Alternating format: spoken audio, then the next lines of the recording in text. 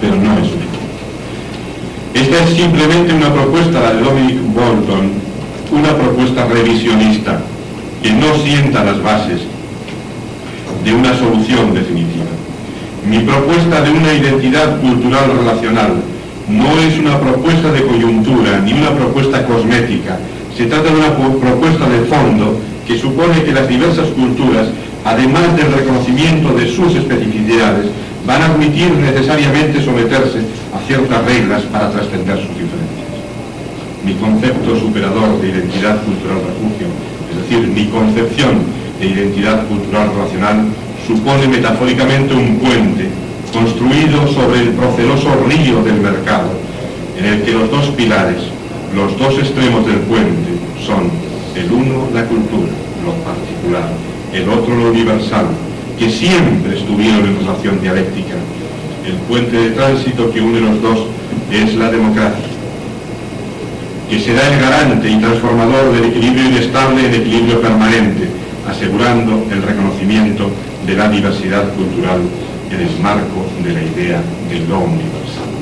Y aquí mi propuesta de la segunda parte de la conferencia. Es precisamente mi propuesta a través del derecho. Y es una propuesta hecha a partir de mi experiencia. Una propuesta que parte del concepto de hombre o mujer como sujeto cultural, como sujeto político y como sujeto universal. Es la propuesta que he hecho precisamente para el currículum escolar vasco. Es decir, currículum escolar vasco es la propuesta de 60 expertos en 60 materias sobre esas 60 materias, es decir, sobre física, química, matemáticas, pero ética, filosofía, pero también derecho, Y voy a hacer precisamente como ejemplo de la posibilidad, ejemplo de que esto puede ser posible, es decir, construir, apuntalar, desarrollar las culturas a partir de esta tridimensionalidad del sujeto hombre-mujer, hombre-mujer, sujeto cultural, sujeto político y sujeto universal. Precisamente para elaborar esta propuesta utilicé la metodología de Collingwood, el gran historiador Collingwood, en su autobiografía. Es decir, que en alguna medida, al no existir realmente, al menos yo no conozco ninguna propuesta de esta naturaleza a nivel internacional, evidentemente tuve que recurrir exclusivamente a mi experiencia con el derecho. Y desde ahí, a partir de esa tridimensionalidad del sujeto, elaborar la propuesta de derecho. Y les voy a contar la historia.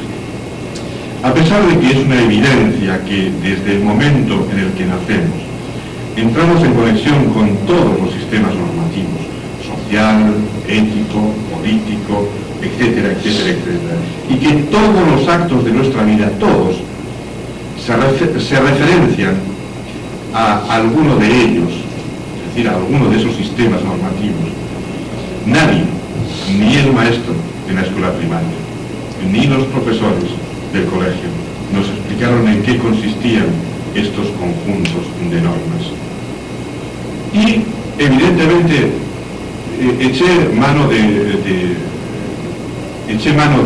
mis recuerdos y de los planteamientos que yo hacía en las diferentes épocas de mi vida. Cuando era niño, yo me pregunté entre la obediencia y las pequeñas trampillas de la infancia y de la pubertad respecto de me pregunté acerca de los mandatos de mis padres en la casa, del maestro en la escuela, del cura de la iglesia, o de tal o cual señor del pueblo. Y comencé a hacerme preguntas fundamentales como ¿por qué obedecía yo a mis padres, a los maestros? ¿Por qué obedecía al cura del pueblo? ¿Por qué obedecía a las autoridades? Porque evidentemente igual podía no obedecer. Y recuerdo que las respuestas que me daba respondían a una gran diversidad de motivaciones. Pues porque les quiero, a mis padres, porque mis hermanos o mis amigos también lo hacen, o porque simplemente es mi deber, o porque temo su reacción, o porque me resulta más cómodo.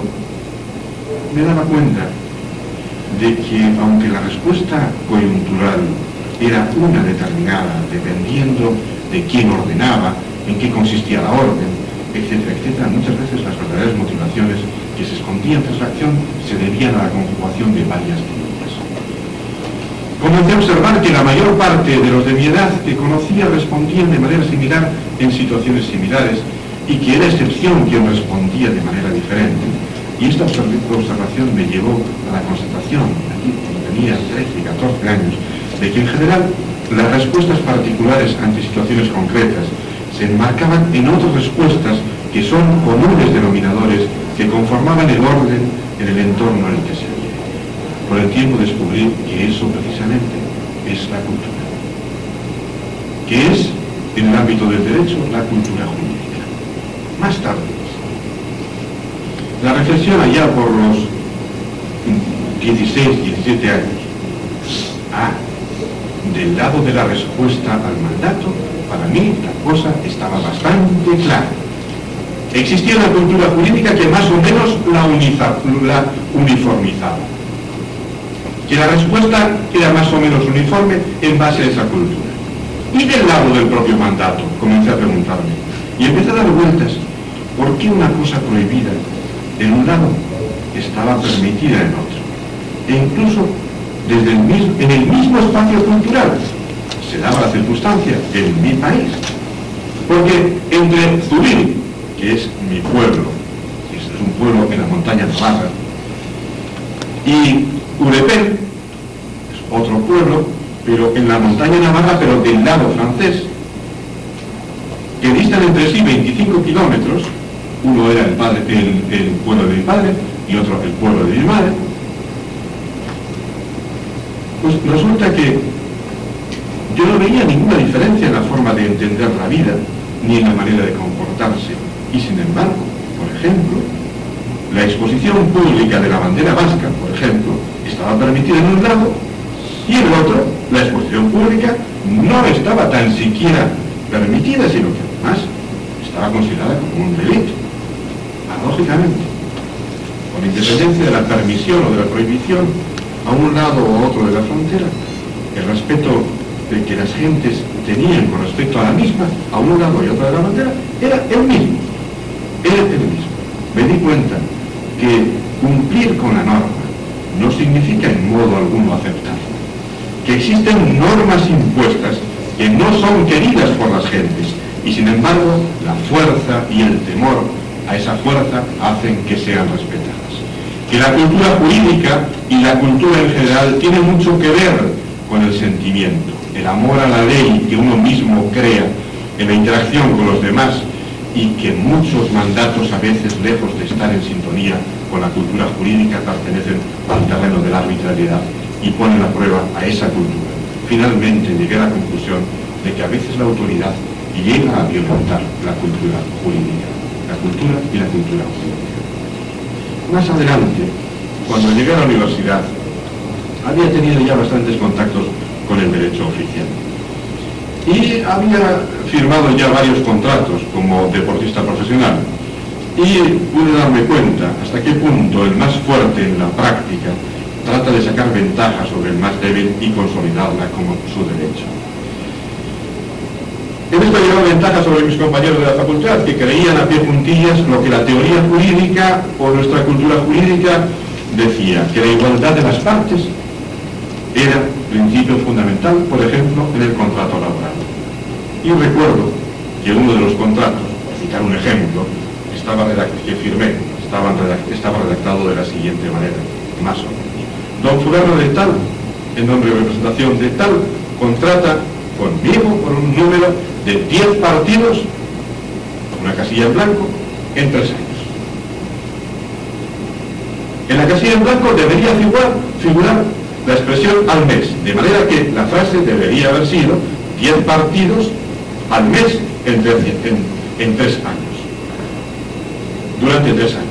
Pero él al mes no aparecía.